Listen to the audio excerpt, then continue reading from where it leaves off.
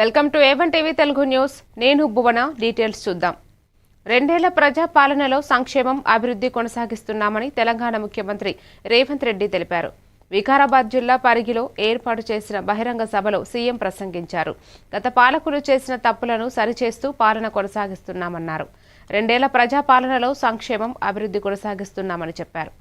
ఎన్నికల్లో నిలబడి కోట్లాడి కానీ చీకటి ఒప్పందాలు చేసుకునే ఫెవికాల్ బంధంతో బీజేపీ బీఆర్ఎస్ పార్టీలు కాంగ్రెస్ను ఓడించాలని కుట్రలు చేస్తున్నాయని ధ్వజమెత్తారు.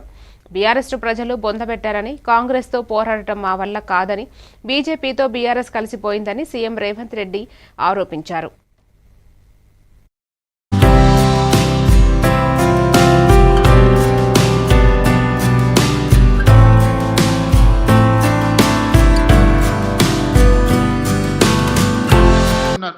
ఇవాళ బీజేపీ వాళ్ళు బీఆర్ఎస్ వాళ్ళు కలిసి ఇంతకుముందే పెద్దలు శ్రీధర్ బాబు గారు చెప్పిండ్రు, తాండూరు మున్సిపాలిటీలో మనోహర్ రెడ్డి గారి సమక్షంలో చేరిన బీజేపీ నాయకులు మా బీఫాములు బీజేపీ ఆఫీసులో కాదు బీఆర్ఎస్ ఆఫీసులో మా బీఫాములు ఇస్తున్నారు. ఒకటి ఒప్పందాలు చేసుకొని ఫెవికల్ బంధంతో ఈనాడు బీజేపీ బీఆర్ఎస్ వాళ్ళు కాంగ్రెస్ పార్టీని ఓడించాలని కుట్రలు చేస్తున్నారు.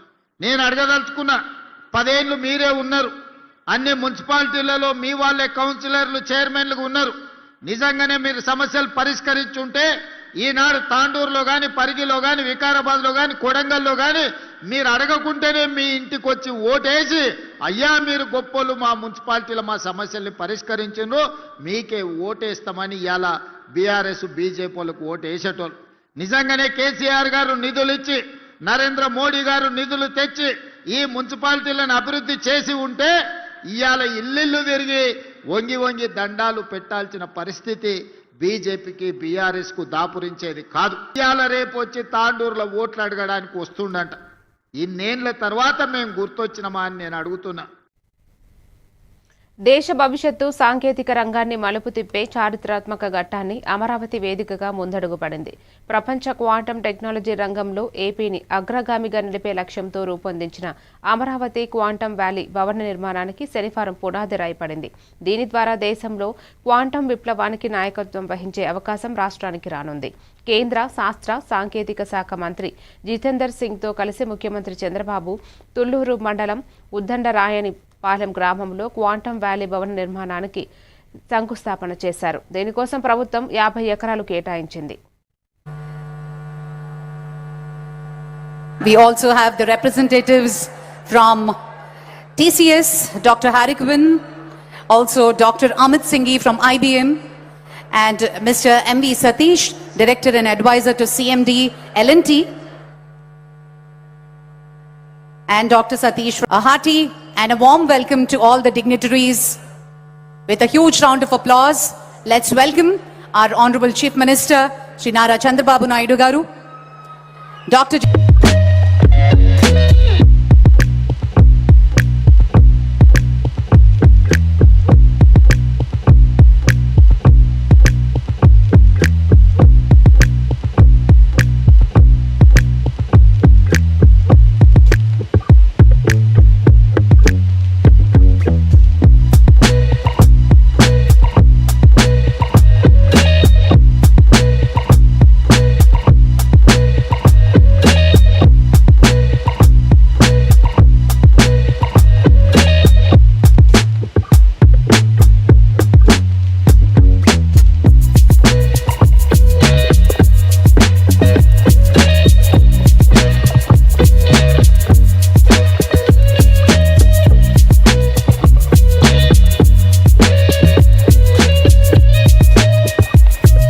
Green Hydrogen Valley we are establishing. This will be the 2 game changers for the development of Andhra Pradesh. Amaravati Quantum Valley modeling. Quantum is not merely a technological race. It is a strategic competition among nations, shaping national security, economic power, and global trust in the 21st century. Everybody used to talk about Silicon Valley. That is past. Municipal ఎన్నికలు దగ్గర పడుతున్న కొద్దీ ప్రధాన రాజకీయ party మధ్య మాటల యుద్ధం తీవ్ర స్థాయికి చేరుతోంది. తాజాగా నిజామాబాద్లో కేంద్ర ప్రభుత్వంపై సీఎం రేవంత్ రెడ్డి చేసిన వ్యాఖ్యలపై MP Dharmapuri Arvind strong counter ఇచ్చారు. మున్సిపల్ ఎన్నికల ప్రచారంలో భాగంగా ఇవాళ ఆయన నిజామాబాద్లో మాట్లాడుతూ స్మార్ట్ సిటీలను నామినేట్ చేయాల్సిన బాధ్యత రాష్ట్ర ప్రభుత్వానిదేదని అన్నారు. కానీ బాధ్యతను మరిచి కేంద్ర ప్రభుత్వంపై విమర్శలు చేయడం ఏంటని ప్రశ్నించారు. పీసీసీ చీఫ్ మహేష్ కుమార్ గౌడ్ చెప్పినట్లుగా రేవంత్ రెడ్డి మాట్లాడొద్దని హితవు పలికారు. మా నాయకుని దగ్గర నా పరపతి ఎంత ఉందో లేదో నేను ఎన్నడూ బయట మాట్లాడలేదు. నేను ఫస్ట్ స్మార్ట్ సిటీ ఏ రకంగా చేస్తారో నేర్చుకో. కల్వకుంట్ల దగ్గర పైసలు ఎట్లా వేసుకపోవాలన్నది దానికి ఒక ఫార్ములా ప్రకారంగా, ఒక సైంటిఫిక్ అనాలిసిస్ ప్రకారంగా రాష్ట్ర ప్రభుత్వం ప్రపోజ్ చేయాలి కేంద్రానికి. నీకు స్మార్ట్ సిటీ నేను ఇక్కడ నిజామాబాద్కి మీరు ప్లస్ మీకంటే ముందు టీఆర్ఎస్ ప్రభుత్వం నిజామాబాద్ని ఇగ్నోర్ చేసింది కాబట్టి స్మార్ట్ సిటీ రాలేదు. కానీ అమృత్ కింద, యూజీడీ కింద 400 కోట్ల స్కీములు నేను ఎంపీగా ఉన్నప్పుడు నిజామాబాద్కి రావడం జరిగింది. అవిట్లా మీరు అవినీతులు చేసి ఆ పనులు చక్కగా చేయకపోవడం అది మా దౌర్భాగ్యం. మీలాంటి అవినీతి పరులకు ఓటేసినందుకు తెలంగాణ ప్రజలు ఇవాళ ఇబ్బంది పడుతూ ఉన్నారు. మేము జపం చేస్తాము, ఆయన పైసలు పంపుతాడు. ఏదైతే యూజీడీకి పంపిండో, అమృత్ స్కీమ్ కింద రకరకాల స్కీమ్ల కోసం పంపిండో, బీజేపీ టీఆర్ఎస్ సంబంధం ఫెవికాల్ సంబంధం అనే వరకు ఓకే. మా నాయకుని దగ్గర నా పరపతి ఎంత ఉందో లేదో నేను ఎన్నడూ బయట మాట్లాడలేదు. నేను ఫస్ట్ స్మార్ట్ సిటీ ఏ రకంగా చేస్తారో నేర్చుకో. కల్వకుంట్ల కేసీఆర్ పాలన వల్లే తెలంగాణ రాష్ట్రంలో భూముల ధరలు పెరిగాయని బీఆర్ఎస్ ఎమ్మెల్యే మాజీ మంత్రి హరీష్ రావు అన్నారు. కాంగ్రెస్ అధికారంలోకి వచ్చాక భూముల ధరల పాతాళానికి పడిపోయాయని విమర్శించారు. గజ్వేల్ మున్సిపల్ ఎన్నికల ప్రచారంలో హరీష్ రావు పాల్గొన్నారు. ఈ 2 ఏళ్లలో కాంగ్రెస్ ప్రభుత్వం చేసిందేమీ లేదన్నారు. కేసీఆర్ తీసుకువచ్చిన ఎన్నో మంచి పథకాలను బంద్ చేశారని ఆయన ఆరోపించారు. కాంగ్రెస్ పాలనలో రైతులకు యూరియా దొరకని పరిస్థితి నెలకొందన్నారు. కాళేశ్వరం ప్రాజెక్టుతోనే మెదక్ జిల్లాకు నీరు అందుతోందని హరీష్ రావు చెప్పుకొచ్చారు.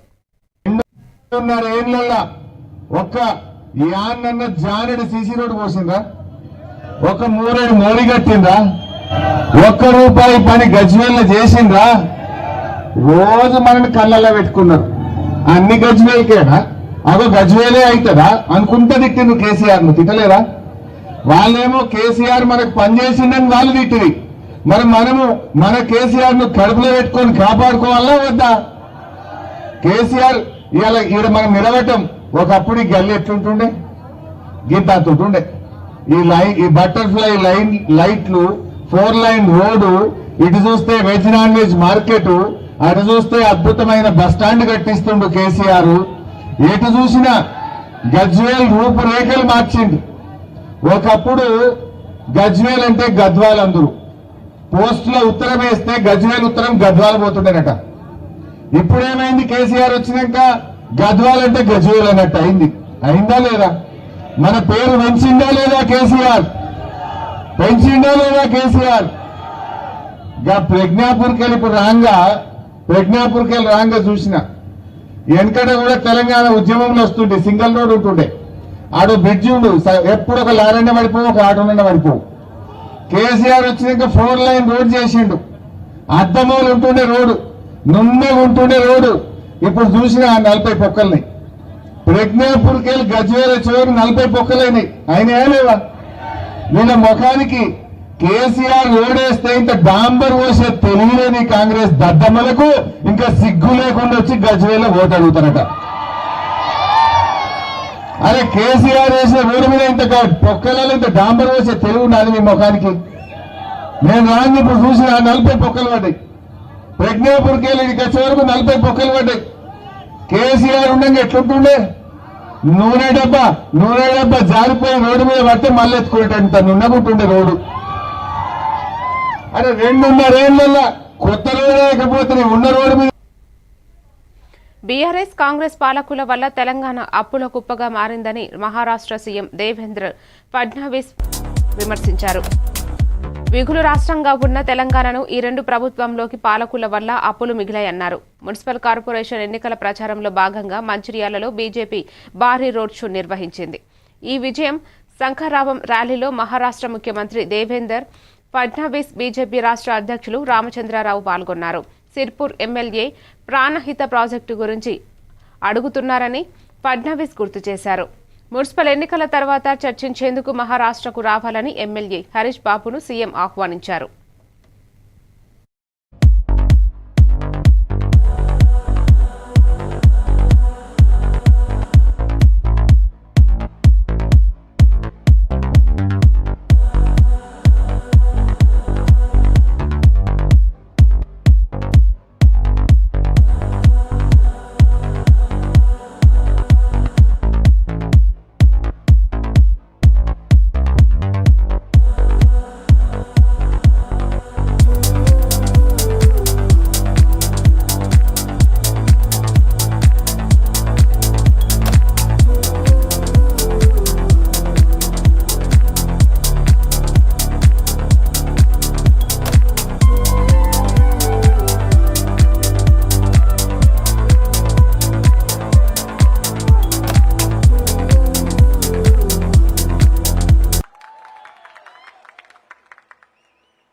आज मुझे बहुत खुशी है कि सिरपुर में आप सभी के बीच में उपस्थित हूं और जैसा हम सब लोग जानते हैं कि नगर पालिका का चुनाव हो रहा है और उस चुनाव में पूरी ताकत के साथ भारतीय जनता पार्टी मैदान में उतरी है और मुझे विश्वास है चाहे वो कागज नगर हो, आसिफाबाद हो, बाजू में मंचिरियाल हो, हर जगह पर इस बार बीजेपी ही जीतेगी, बीजेपी की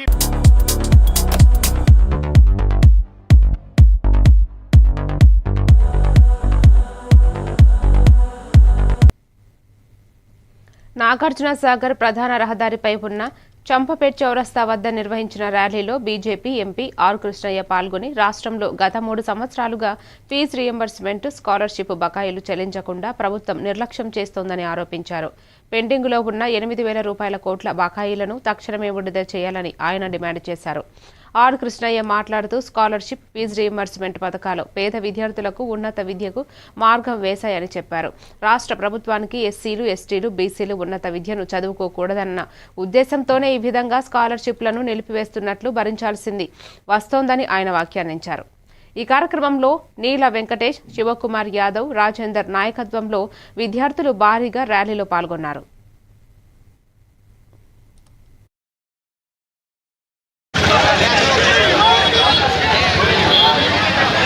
తర్వాత సమాజంలో చాలా మార్పు వచ్చింది. అంతేకాదు కాలేజీలు కూడా ఇంకో వైపు చాలా ఇబ్బందులు పడుతున్నాయి. వాళ్ళు దాదాపు 600 కాలేజీలు మూతపడ్డాయి. రెండవది లెక్చరర్లు జీతాలు ఇవ్వడం లేదు, కిరాయిలు అద్దె చెల్లించడం లేదు. ఈ విధంగా ఒకవైపు కాలేజీలు, ఒకవైపు విద్యార్థుల తల్లిదండ్రులు చాలా ఇబ్బందులు పడుతున్నారు. విద్యార్థుల ఫీజు రియంబర్స్మెంట్, స్కాలర్షిప్లు పెండింగ్ లో ఉన్నటువంటి బకాయిలు 8,500 పైచిలుకుగా వెంటనే విడుదల చేయాలని చెప్పి ప్రధానమైనటువంటి డిమాండ్. ఇప్పుడు ఎందుకంటే డిగ్రీలు కంప్లీట్ అయ్యి, పీజీలు కంప్లీట్ అయ్యి ఉన్నత చదువులకు చదవాలన్నా కానీ, ఉద్యోగాలకు వెళ్ళాలన్నా కానీ రాష్ట్ర ప్రభుత్వము ఫీజు రియంబర్స్మెంట్ చెల్లించింది, మేము స్కాలర్షిప్లు ఇవ్వండి, సర్టిఫికెట్లు ఇవ్వము అని నిక్కరకాసంగా విద్యార్థులను పీడ్చి పిప్పలు తీసుకుంటూ తింటున్నది. కాబట్టి మేము ఏమడుగుతున్నాం, కృష్ణన్న పోరాడి ఇలా ఫీజు రియంబర్స్మెంట్ పెట్టిస్తేనే ప్రతి పూరి గుడిసెలో పెట్టినటువంటి విద్యార్థి, ఒక ఆటో కార్మికుడి విద్యార్థి, ఒక రిక్షా కార్మికుడి విద్యార్థి, ఒక ఐఏఎస్, ఐపీఎస్, ఇంజనీర్, డాక్టర్ అవుతున్నారంటే దానికి కారణం కృష్ణన్న పోరాటాలతో రియంబర్స్మెంట్ పెట్టడం వల్ల. కానీ ఆ రియంబర్స్మెంట్ కే గండి కొట్టే ప్రమాదం ఉంది. కాబట్టి వెంటనే ఫీజు రియంబర్స్మెంట్ పాత బకాయిలన్నీ చెల్లించకపోతే రాష్ట్ర ప్రభుత్వాన్ని పెద్ద ఎత్తున ఉద్యమం చేపడతామని చెప్పి డిమాండ్ చేస్తున్నాం.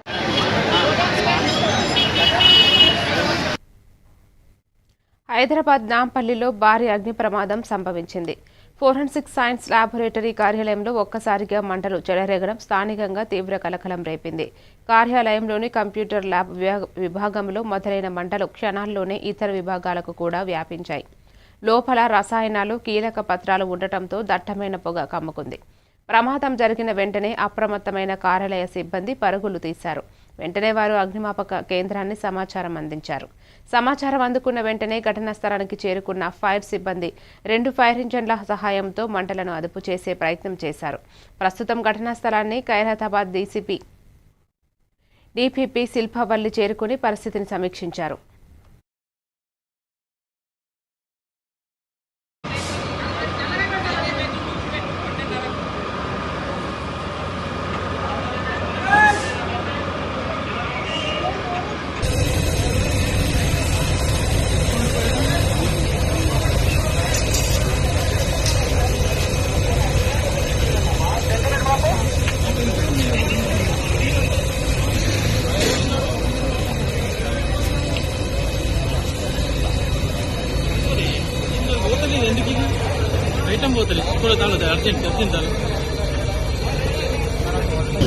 స్టేట్ ఎఫ్ఎక్స్ఎల్ బిల్డింగ్ లో మనకి సుమారు 10:30 ప్రాంతంలో చిన్న స్మోక్ రావడం గమనించారు. అర్లీగా వచ్చినటువంటి ఆఫీస్ బాయ్ ఆయన అందరికీ ఇన్ఫర్మేషన్ ఇవ్వగా local police and fire engines అన్ని కూడా ఇమీడియట్ గా రీచ్ అవ్వడం జరిగింది. ఫస్ట్ ఫ్లోర్ లో స్మోక్ రావడం స్టార్ట్ అయింది. Later on it has spread. తగ్గిన తర్వాత కానీ మీ కాన్సే ఇంకా మంటలు ఉన్నాయి మేడం, అదుపులో మంటలు లేవు. ఇట్స్ ఓన్లీ స్లో కంబషన్ అవుతుంది. మేడం ప్రమాదం ఎలా జరిగింది అనేది మన అంచనా ప్రాబబ్లీ షార్ట్ సర్క్యూట్. అప్పుడు ఎంతమంది సిబ్బంది ఉండే మేడం లోపల? సిబ్బంది ఎవరు లేరు. There is no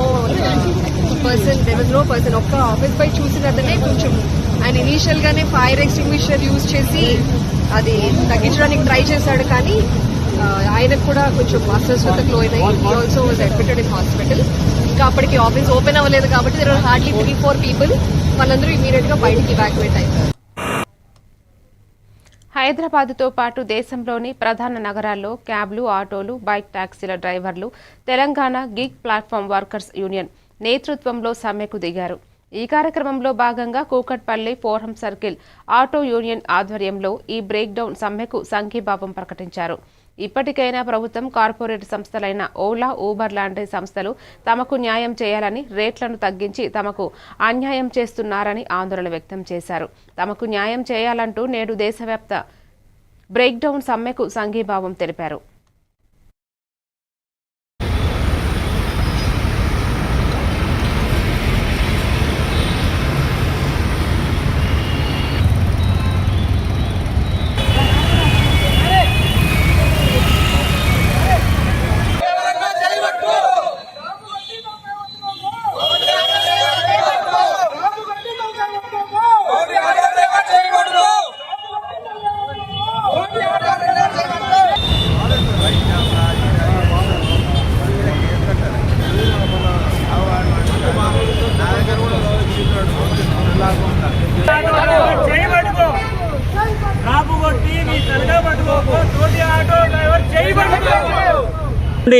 metre rate కానీ ఈ బైక్ల విషయంలో కానీ చొరవ తీసుకొని కరెక్ట్గా ముందు నడిపించేది ఉంటే మాత్రం ఈరోజు మాకు ఇలాంటి పరిస్థితి ఉండకపోయి ఉండేది. కావున ఈ యొక్క పరిస్థితిని ప్రభుత్వము అతి త్వరగా, ఎంత తొందరగా వీలైతే అంత త్వరగా మా పరిష్కారం ఏర్పడే విధంగా చూడాలని చెప్పేసి ప్రభుత్వాన్ని, ఓ పక్క మానవతా దృక్పథంతో ఈ యొక్క కంపెనీలు కూడా మీరు మా నుంచెల్లి మేము చేసే పని నుంచెల్లి మీరు లక్షల కోట్లు ఆర్జిస్తూ ఉన్నారు, దాన్ని దృష్టిలో పెట్టుకుని అయినా సరే మాకు ఎంతో కొంత న్యాయం జరిగే విధంగా మీరు ముందుకు పోవాలని చెప్పేసి ఈ కార్పొరేట్ సంస్థలను కూడా కోరుతా ఉన్నాం. ప్రోగ్రాంలు చేసుకుంటూ మా ఆటో డ్రైవర్లకు న్యాయం జరిగే విధంగా మేము ముందుకు తీసుకెళ్తాము. ఇప్పుడు మెయిన్ ఏంటంటే 2 అంశాల మీద ఇది ధర్నా చేయడం జరుగుతుంది. ఒకటి వచ్చేసి రేట్లు పెరగాలి, రెండోది వచ్చేసి మన ట్యాక్సీ ప్లేట్లు బైక్లు ఏవైతున్నాయో అవి తీసేయాలి. అవి వైట్ ప్లేట్తోనే నడుస్తున్నాయి, చాలామంది కమర్షియల్గా వాడుతున్నారు కాబట్టి దానికోసం అని చెప్పి ఈ ధర్నా చేయడం జరుగుతుంది. ఈ నెల 12న తెలంగాణ జాగృతి ఆధ్వర్యంలో నిర్వహించనున్న ఉద్యమకారుల ఆత్మగౌరవ సభ నిర్వహించనుంది. ఈ నేపథ్యంలో బంజారా హిల్స్లోని తెలంగాణ జాగృతి కార్యాలయంలో జాగృతి అధ్యక్షురాలు కవిత పోస్టర్ను ఆవిష్కరించనుంది. ఈ సభను జయప్రదం చేయాల్సిందిగా ఆమె కోరారు. పలువురు తెలంగాణ జాగృతి నాయకులు, కార్యకర్తలు పాల్గొన్నారు.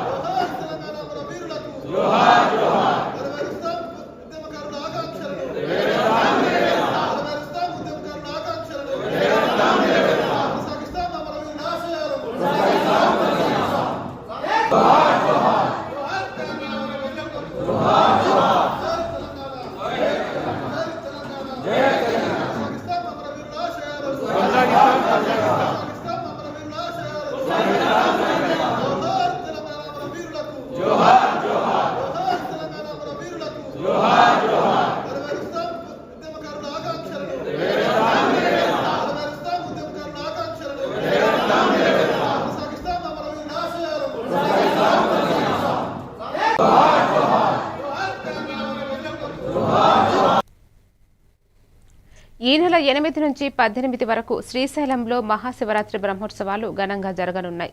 ఈ నేపథ్యంలో శ్రీశైలం ఆలయ చైర్మన్, బోర్డు సభ్యులు సీఎం చంద్రబాబు నాయుడుని బ్రహ్మోత్సవాలకు ఆహ్వానించారు. అనంతరం స్వామివారి చిత్రపటం ప్రసాదాలను అందజేశారు. మహానందిలో బ్రహ్మోత్సవాలకు కూడా రావాలని నియోజకవర్గ ఎమ్మెల్యే రాజశేఖర్ రెడ్డి సీఎంను ఆహ్వానించారు.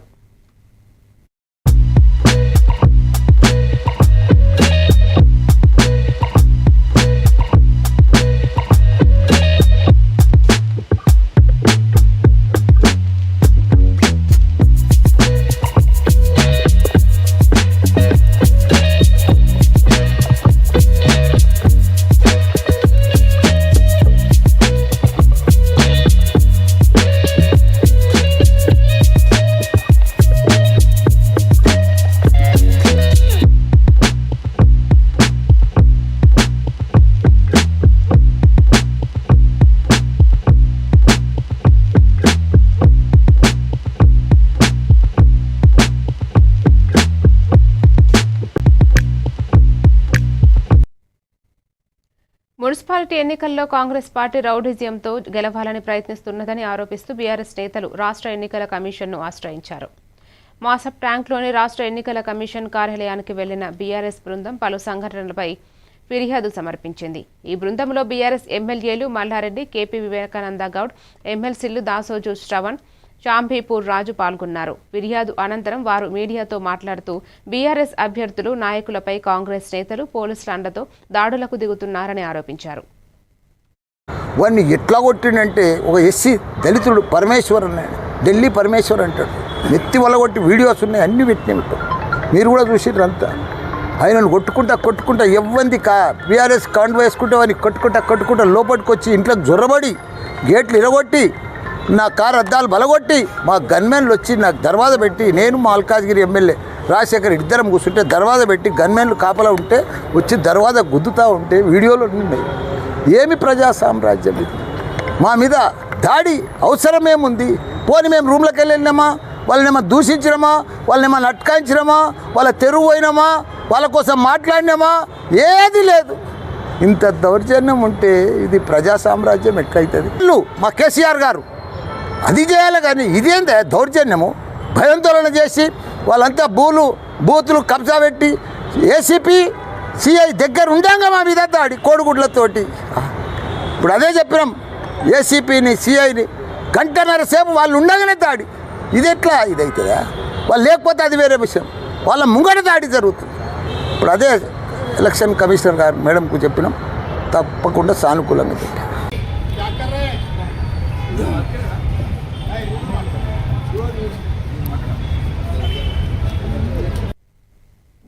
అమెరికాతో తాజాగా కుదిరిన మధ్యంతర వాణిజ్య ఒప్పందంపై కేంద్ర వాణిజ్య శాఖ మంత్రి పీయూష్ గోయల్ తాజాగా స్పందించారు. ఈ ట్రేడ్ డీల్లో భారత రైతులకు, ఎంఎస్ఎంఈ పరిశ్రమలకు పూర్తి రక్షణ కల్పించామని చెప్పారు. ఇతర దేశాలతో పోలిస్తే భారత్పై సుంకాలు తక్కువని తెలిపారు. ఇరు దేశాల మధ్య కుదిరిన ఉమ్మడి కార్యాచరణ ప్రకారం భారత్పై ప్రతీకార సుంకం 18% తగ్గిందని చెప్పారు. అదనంగా విధించిన 25% సుంకాన్ని కూడా అమెరికా ఉపసంహరించుకుంటుందని చెప్పారు. प्रधानमंत्री नरेंद्र मोदी जी ने एक बहुत ही भविष्य को सामने रखकर दोनों देशों की संबंधों को, दोनों देशों की कूटनीति को देखते हुए, दोनों नेताओं की मित्रता को देखते हुए जो बायलैटरल ट्रेड एग्रीमेंट फरवरी 2025 में चर्चा शुरू की थी, इस उद्देश्य के साथ के भारत और यूनाइटेड स्टेट्स के बीच $500 बिलियन का द्विपक्षीय व्यापार हर वर्ष होना चाहिए। उस लक्ष्य को हासिल करने के लिए आज का दिन स्वर्णिम अक्षरों में लिखा जाएगा। प्रधानमंत्री नरेंद्र मोदी जी ने एक बहुत ही भविष्य को सामने रखकर दोनों देशों की संबंधों को, दोनों देशों की कूटनीति को देखते हुए, दोनों नेताओं की मित्रता को देखते हुए जो बायलैटरल ट्रेड एग्रीमेंट फरवरी 2025 में चर्चा शुरू की थी, इस उद्देश्य के साथ के भारत और यूनाइटेड स्टेट्स के बीच 500 2 రోజుల పర్యటన నిమిత్తం ప్రధాని మోదీ మలేషియా రాజధాని కౌలాలంపూర్కి చేరుకున్నారు. ఆయనకు మలేషియా ప్రధాని అన్వర్ ఇబ్రహీం సాదర స్వాగతం పలికారు.